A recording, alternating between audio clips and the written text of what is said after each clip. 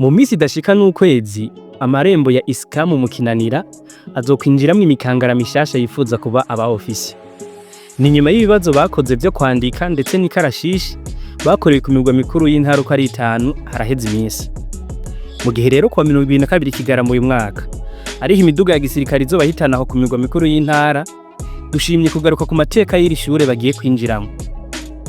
Itariki 8 Munyonyo mu 1975 ni kuvuga haraheze imyaka 50 niho iri shure ry'aba officier ryugurura imiryango, maze umugwi wa 11 mu intwazangabo zo Burundi uratangura icese ivyigwa vyawo muri ryo.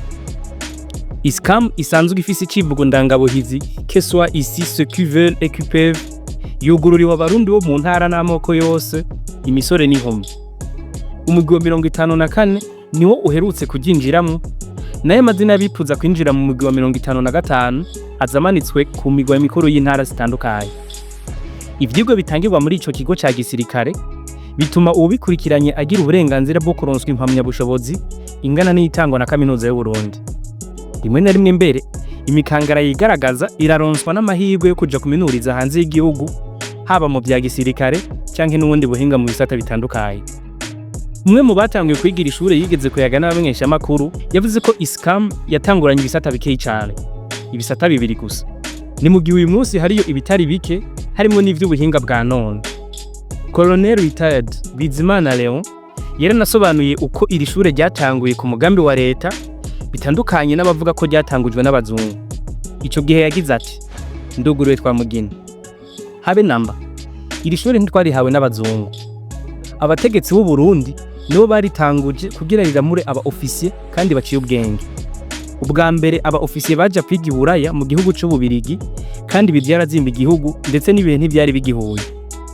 Kubera igihugu cari gifise aba officier batari bake bize hanze, caciye kibasaba ko ubumenyi baronse baza kubusabikaniriza abandi." Ndugaye twamugina. Kubw'uyu mukukuruke mu gisirikare ngo uwatanguje ishure ISCAM yarakwiye kwandikwa mu bitabo by'aberanda, kuko ngo akarusho ryazanye ari kenshi. Ngo nikimenya yamenye ku isi yose umu officier yamuka mu Burundi aratangarirwa cyane, kuko ngo usanga ari muhinga. Kukaba nkako naha mu Burundi mu bisata nkora mutima nka byose niyo babarizwa.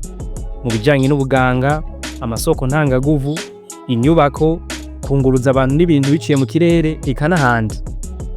Nubwo biruko ISCAM iravugwa ko mu myaka itari mike imaze yizemwe urwaruka rwinshi rukomoka mu bwoko bumwe. Incuro ya mbere iri shure ryakiriye imikangara iva mu moko yose ku buringanire hari mu myaka ya 2010, aho yakira umugugira 39. Gushika ubu aba officier 4800 nibo bamaze kuramurwa na ISCAM, hamwe n'abagera ku 800 bakiriko barakurikirana imigisho.